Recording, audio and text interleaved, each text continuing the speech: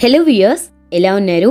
మీరందరూ ఆనందంగా ఉండాలి అని మనస్ఫూర్తిగా కోరుకుంటూ welcome back to our channel. నేను మీ ఆంధ్ర అమ్మాయి నేపమల. ఇవాల్టి వీడియోలో మన వ్యూయర్స్ అందరికీ మహాశివరాత్రి రోజున పూజను సులభంగా అందరూ ఆచరించే విధంగా ఏ విధంగా ఆచరించాలి అనే విషయాలన్నింటినీ ఇవాల్టి వీడియోలో మన వ్యూయర్స్ అందరికీ తెలియజేస్తున్నాను. వీడియో కొంచెం లేట్ అయిపోయింది, కానీ అందరూ ఇంట్లో అందుబాటులో ఉండే వాటితోటి పూజను ఎలా చేసుకోవాలి, సులభమైన రీతిలో పూజను ఎలా చేసుకోవాలి, ఎటువంటి నియమాలను ఆచరించాలి, శివరాత్రి పండగ అనంగానే ఉపవాసం, జాగరణ, శివనామ స్మరణం వీటన్నిటినీ ఏ విధంగా చేసుకోవాలి అనే విషయాలన్నింటినీ ఇవాల్టి వీడియోలో మన వ్యూయర్స్ అందరికీ తెలియజేస్తున్నాను. వీడియోని ఎక్కడ స్కిప్ చేయకుండా ఎండ్ వరకు చూడమని ప్రతి ఒక్కరిని కోరుకుంటున్నాను. సో వీడియోలోకి వెళ్ళిపోయే ముందు వన్ స్మాల్ రిక్వెస్ట్, ఈ వీడియోని ఎవరైతే చూస్తున్నారో ఈ వీడియోని తప్పకుండా లైక్ చేయటం మాత్రం అస్సలు మర్చిపోవద్దండి. వీడియోలోకి వెళ్ళిపోయే ముందు శివరాత్రి రోజున ఒక చక్కని ముగ్గును అయితే ఇంటి ముందు వేసుకుంటాం కదా, ఆ ముగ్గును వేసుకుంటూ శివరాత్రి గురించి కొన్ని మాటలనైతే చెప్పుకుందాము. వాయిస్ అనేది అస్సలు సరిగ్గా లేదు, అందుకోసమే వాయిస్ కొంచెం డిస్టర్బెన్స్గా ఉంది, అనీజీగా కూడా అనిపించవచ్చు. సో మీరందరూ అర్థం చేసుకుంటారు అనే ముఖ్య ఉద్దేశంతో ఈ వీడియోలో ఇలా వాయిస్ని అయితే ఇస్తున్నాను. వేదాలు, ఇతిహాస పురాణాలలో ముఖ్యమైనది ఋగ్వేదం, చాలా గొప్పది. ఇందులో ఉన్నటువంటి రుద్రం ఇంకా గొప్పది. పంచాక్షరులో శివ అనే 2 అక్షరాలు మరీ గొప్పవి. శివ అంటే మంగళమని పరమ మంగళకరమైన శివస్వరూపం. ఆ పరమశివుని అనుగ్రహం పొందటానికి మనం జరుపుకునే ముఖ్యమైన పండుగ మహాశివరాత్రి. పురాణాలలో చెప్పినట్లు ఈ మహాశివరాత్రి ప్రతి సంవత్సరం మాఘమాసం కృష్ణపక్షంలో చతుర్దశి నాడున జరుపుకుంటాము. ఈ 2020 సంవత్సరంలో మహాశివరాత్రి పండగ ఎప్పుడు వచ్చింది అనే విషయానికి వస్తే మనకు ఫిబ్రవరి 26వ తేదీన బుధవారం రోజున వచ్చింది. ఈ ఏడాది ఫిబ్రవరి 26వ తేదీన బుధవారం రోజున మహాశివరాత్రి పండుగ అయితే జరుపుకుంటాము. ఈ రోజు ఉదయాన్నే లేచి చక్కగా ఇల్లు వాకిలి మొత్తాన్ని శుభ్రం చేసుకునేసి తలంటు స్నానాన్ని ఆచరించి ఇంటి ముందు చక్కగా ముగ్గును ఏర్పాటు చేసుకునేసి గడపలను చక్కగా పసుపు కుంకుమలతోటి అందంగా అలంకరించుకొనేసి సిద్ధం చేసి పెట్టుకోవాలి. మీకు తులసి చెట్టు కనుక అందుబాటులో ఉంటే తులసి మొక్కను కూడా చక్కగా పసుపు కుంకుమలతోటి అందంగా అలంకరించి తులసి కోట ముందు చక్కగా ముగ్గును ఏర్పాటు చేసుకోండి. ఏ ఇంటి ముందు అయినా కానీ చక్కగా ముగ్గును చూస్తే ఆ వచ్చే ప్లెజెంటేషన్, ఆ వచ్చే ఆహ్లాదకరం అనేది వేరుగా ఉంటుంది. అలానే మహాశివరాత్రి రోజున చక్కగా ఇల్లు వాకిలిని శుభ్రం చేసుకునేసి ఇలా చక్కగా ముగ్గును ఏర్పాటు చేసుకుంటే ఇల్లు చూడటానికి ఎంతో అందంగా, ఎంతో ఆహ్లాదకరంగా, ఒక మంచి పాజిటివ్ ఎనర్జీ తోటి చాలా ఆహ్లాదకరంగా అనిపిస్తుంది. ఇలా ఇంటి ముందు ఒక చక్కని పద్మం ముగ్గును కానీ, మీకు ఏ ముగ్గు వేస్తే ఆ ముగ్గును కానీ వేసుకునేసి చక్కగా కలర్స్తో కానీ పసుపు కుంకుమలతోటి కానీ అందంగా అలంకరించుకోండి. అలానే తులసి కోటను కూడా పసుపు కుంకుమలతోటి అందంగా అలంకరించి తులసి కోట ముందు కూడా చక్కగా ముగ్గును అనేది ఏర్పాటు చేసుకొని అందులో కూడా పసుపు కుంకుమలను కానీ కలర్స్ని కానీ అందంగా అలంకరించుకునేసి ఏర్పాటు చేసుకోవాలి.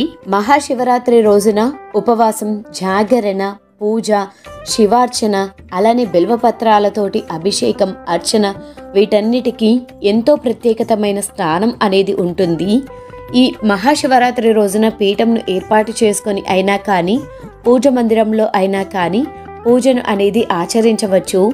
మహాశివరాత్రి రోజున 4 జాములన పూజను అనేది ఆచరిస్తాము.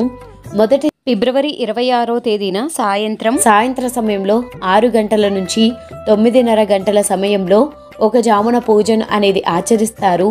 రెండవ జామున పూజను 9:30 గంటల నుండి 12:30 గంటల వరకు పూజను ఆచరిస్తారు. మూడవ జామున పూజను 12:30 నుంచి 3:30 గంటల వరకు మూడవ జాము పూజను ఆచరిస్తారు. 4వ జాము పూజను 3:30 గంటల నుంచి 6 గంటల మధ్యలో 4 జాముల పూజను అనేది ఆచరిస్తారు. మీకు ఏ జామున పూజను అనుకూలించటానికి, పూజను చేసుకోవటానికి వీలు కుదురుతుందో ఆ జామున పూజను అనేది ఆచరించవచ్చు.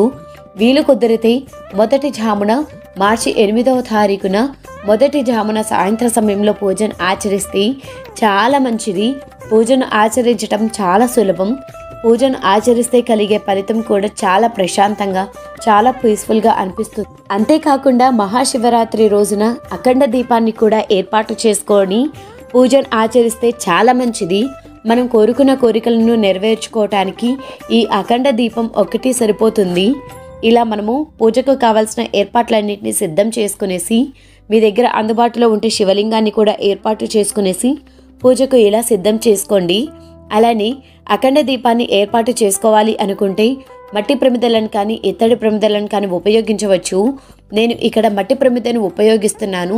మీకు అందుబాటులో ఉంటే మీరు ఇత్తడి ప్రమిద, పెద్ద సైజు ఇత్తడి ప్రమిదను కూడా ఏర్పాటు చేసుకునేసి పూజను అనేది ఏర్పాటు చేసుకోవచ్చు. మనము ఈ ప్రమిదను ఎక్కువ రోజులు వెలిగించం కాబట్టి, ఒకరోజు వెలిగిస్తాం కాబట్టి ఇత్తడి ప్రమిద, పెద్ద సైజు ప్రమిదను ఏర్పాటు చేసుకున్న సరిపోతుంది. అఖండ దీపాన్ని వెలిగించటం కోసం ఒక పెద్దపాటి ప్లేట్ను తీసుకునేసి గోధుమలను కానీ ధాన్యాన్ని కానీ ఏర్పాటు చేసుకునేసి అందులో పసుపు కుంకుమను ఏర్పాటు చేసుకునేసి దీపాన్ని సిద్ధం చేసుకోవాలి. దీపాన్ని వెలిగించిన తర్వాత గంధం కుంకుమ బొట్లను ఏర్పాటు చేసుకోవటానికి అనుకూలంగా ఉండదు కాబట్టి ముందుగానే గంధం కుంకుమ బొట్లను ఏర్పాటు చేసుకునేసి సిద్ధం చేసి పెట్టుకోవాలి. అఖండ దీపానికి నువ్వుల నూనెను కానీ ఆవు నూనెను కానీ ఉపయోగించుకొనేసి దీపారాధనకు సిద్ధం చేసుకోవాలి. నూనెను వడ్డించుకున్న తర్వాత మార్కెట్లో ఇలాంటి పెద్ద సైజు వత్తులు అనేది అందుబాటులో ఉంటాయి. ఇలాంటి వత్తులను కనుక తెచ్చుకుంటే మనకు 1 రోజు 2 రోజులు ఇలా దీపం ఎన్ని రోజులు కావాలి అంటే అన్ని రోజులు వెలిగించుకోవటానికి అనుకూలంగా ఈ వత్తి అనేది ఉంటుంది. శివరాత్రి రోజున శివునికి అభిషేకం చేసుకోవటం ఎలా అనేది ఇప్పుడు మనం చూద్దాము. నీటితో అభిషేకం, శుద్ధ జలాలతో అభిషేకం ఏ విధంగా చేసుకోవాలి అనేది ఆల్రెడీ మన ఛానల్లో ఒక వీడియో అనేది అప్లోడ్ చేస్తాను. ఆ లింక్ అనేది మన వ్యూయర్స్కు లింక్ అనేది డిస్క్రిప్షన్ బాక్స్లో ప్రొవైడ్ చేస్తాను. తప్పకుండా విజిట్ చేయండి. పంచామృతాలతోటి అభిషేకం ఏ విధంగా చేసుకోవాలి ఇప్పుడు మనం చూద్దాము. దీనికోసం ఆవు పాలు, ఆవు పెరుగు, నెయ్యి, అలానే తేనె, పంచదార, అలానే అరటి పండుతోటి పంచామృతాలతోటి అభిషేకం కోసం ముందుగా ఒక గిన్నెలో ఏర్పాటు చేసుకోవాలి. మీరు అన్నిటినీ ఒకదాని తర్వాత ఒకటి ఏర్పాటు చేసుకొని కూడా అభిషేకానికి ఏర్పాటు చేసుకోవచ్చు. నేను అలా కాకుండా అన్ని పంచామృతాలను కలిపి ఒకే గిన్నెలో ఏర్పాటు చేసుకునేసి శివునికి అభిషేకానికి సిద్ధం చేసుకున్నాను. ముందుగా అభిషేకానికి ద్రవ్యాలను సిద్ధం చేసుకున్నాం కదా, ఇప్పుడు చక్కగా దీపాన్ని వెలిగించుకోవాలి.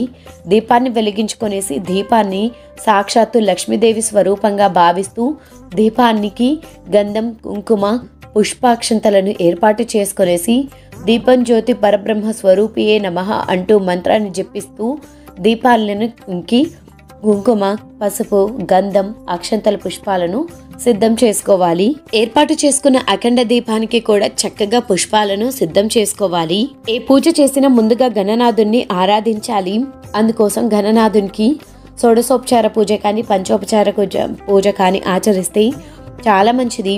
ఇవి వీలు కుదరదు అనుకున్న వాళ్ళు ఓం గణేశాయ నమః అంటూ మంత్రాన్ని జపిస్తూ గణనాథునికి కుంకుమ, పసుపు, గంధం, అక్షంతలు, పుష్పం, ధూపం, దీపం, నైవేద్యం సమర్పించి గణనాథుని ముందుగా పూజలోకి ఆహ్వానం పలకాలి. గణనాథునికి ఇలా పూజను ఆచరించి ఒక చిన్న బెల్లం ముక్కను ఏర్పాటు చేసుకున్న సరిపోతుంది. ఇలా గణనాథునికి పూజను ఆచరించి తర్వాత మిగతా దేవతామూర్తులకు పూజను అనేది ఆచరించాలి. మీరు పూజ మందిరంలో చేసుకున్నా కానీ యథావిధిగా పూజను అనేది ఆచరించుకోవచ్చు. అందరికీ పూజ గదిలో అందుబాటులో స్థలం అనేది ఉండదు కాబట్టి నేను సపరేట్గా పీఠంను ఏర్పాటు చేసుకునేసి పూజను అనేది ఆచరించి మీ అందరికీ షేర్ చేస్తున్నాను. ఇలా చక్కగా పూజను చేసుకున్న తర్వాత శివునికి అభిషేకాన్ని ఏర్పాటు చేసుకున్న ద్రవ్యాలతోటి అభిషేకాన్ని చేసుకోవాలి. శివుడు అనేది అభిషేక ప్రియుడు. మీరు మంచి నీటితోటి అభిషేకం చేసినా కానీ శివ అనుగ్రహం అనేది లభిస్తుంది. పంచామృతాలతోటి అభిషేకం చేసినా కానీ చాలా మంచిది. ఆ శివ అనుగ్రహం త్వరగా లభిస్తుంది. శివాభిషేకం చేసేటప్పుడు శివస్తోత్ర శతనామవళిని చదువుకుంటూ శివాభిషేకాన్ని చేసుకుంటూ శివునికి అభిషేకాన్ని చేసుకోవాలి. మీకందరికీ ఇప్పుడు ఒక సందేహం రావచ్చు, అక్క మా ఇంట్లో లింగం లేదు, ఎలా మేము పూజ చేసుకోవాలి అని. మీ ఇంట్లో లింగం లేకపోయినా కానీ ఇంట్లో చిత్రపటాన్ని ఏర్పాటు చేసుకొని అయినా కానీ మీరు చక్కగా పూజను అనేది ఆచరించవచ్చు. అభిషేకాన్ని చేసుకోలేము అని అనుకున్న వాళ్ళు చక్కగా అభిషేకానికి ఉపయోగించే ద్రవ్యాలు అన్నీ శివుని యొక్క చిత్రపటం ముందు ఏర్పాటు చేసుకొనేసి ఆ ద్రవ్యాలన్నింటినీ శివునికి అభిషేకానికి బదులు నైవేద్యాన్ని ఏర్పాటు చేసుకొనేసి కూడా మీరు పూజను అనేది ఆచరించవచ్చు. శివ అష్టోత్తరాలను నేను ఇక్కడ అభిషేకం చేసుకుంటూ శివ అష్టోత్తరాలను చదువుకుంటూ శివునికి అభిషేకాన్ని అనేది చేసుకుంటున్నాను. ఒకవేళ మీకు అందుబాటులో బిల్వపత్రాలు కానీ రుద్రాక్షాలు కానీ అందుబాటులో ఉంటే రుద్రాక్షాలను కానీ బిల్వపత్రాలను కానీ శివునికి సమర్పిస్తూ కూడా మీరు పూజను ఆచరించవచ్చు. శివునికి నైవేద్యం కంటే బిల్వపత్రాలతోటి పూజను ఆచరించి శివుని పూజించాము అనుకో, ఆ శివుని యొక్క అనుగ్రహం త్వరగా లభిస్తుంది. నాకు ఈ సమయానికి బిల్వపత్రాలు అందుబాటులో లేవు కాబట్టి నేను బిల్వపత్రాలు లేకపోయినా కానీ శివునికి పంచామృతాలతోటి అభిషేకాన్ని ఆచరిస్తూ పూజను అనేది ఆచరిస్తున్నాను. మీకు అందుబాటులో ఉన్న ఒక్క బిల్వపత్రాన్ని అయినా కానీ శివునికి సమర్పించి పూజను అనేది ఆచరించండి. ఇలా చక్కగా శివునికి అభిషేకం చేసిన తర్వాత మంచి నీటితోటి ఒకసారి శుభ్రం చేసి శివునికి కుంకుమ, పసుపు, గంధము, అక్షంతలు, పుష్పాన్ని ఏర్పాటు చేసుకునేసి యథావిధిగా పూజ మందిరంలో సిద్ధం చేసుకునేసి పూజను అనేది ఆచరించుకోవచ్చు. కర్పూర హారతిని ఇచ్చి ధూపాన్ని వెయ్యాలి. ఇప్పుడు మీ అందరికీ ఉన్న సందేహం ఏంటి అంటే ఉపవాసం ఎప్పుడు చేయాలి, ఎప్పుడు విరమించాలి? మహాశివరాత్రి పండుగ అనేది మనకు మార్చి 8వ తారీఖు వచ్చింది కాబట్టి మార్చి 8వ తారీఖు ఉదయం నుంచి తర్వాత రోజు అంటే మార్చి 9వ తారీఖు శనివారం ఉదయం రోజు వరకు ఉపవాసం అనేది చెయ్యాలి. ఉపవాసంలో మీకు వీలు కుదిరితే ఏమీ తినకుండా ఉపవాసం చేయవచ్చు. మాకు వీలు కుదరదు అనుకున్న వాళ్ళు పాలు పండ్లు తాగి కూడా మీరు ఉపవాసం అనేది చేసుకోవచ్చు. తర్వాత రోజు ఉదయం 9వ తారీఖు రోజున మీరు ఉదయాన్నే దేవాలయానికి వెళ్ళి శివార్చన చేసుకునేసి ఆ తర్వాత మీరు భోజనాన్ని కానీ లేకపోతే పలహారాన్ని కానీ స్వీకరించవచ్చు. మార్చి 8వ తారీఖున రాత్రి సమయంలో నిద్రపోకుండా శివార్చన, శివాభిషేకం, శివునికి సంబంధించిన పారాయణం చేసుకుంటూ జాగరణ అనేది చేసుకోవాలి.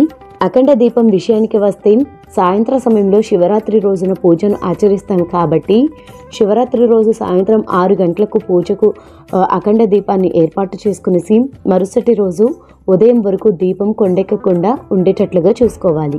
ఇలా సులభంగా శివరాత్రి రోజున ఉపవాసం, జాగరణ, అఖండ దీపాన్ని ఇలా ఏర్పాటు చేసుకునేసి శివరాత్రి రోజున పూజను ఆచరించి శివానుగ్రహం పొందగలరు అని ఆ దేవుని మనస్ఫూర్తిగా కోరుకుంటున్నాను. ఐ హోప్ మీకు అందరికీ ఈ వీడియో చాలా క్లీన్ అండ్ క్లియర్గా అర్థమైంది అనుకుంటున్నాను. ఈ వీడియోలో మీకు ఎటువంటి సందేహాలు ఉన్నా కింద కామెంట్ సెక్షన్లో కామెంట్ చేయండి, తప్పకుండా రిప్లై ఇస్తాను.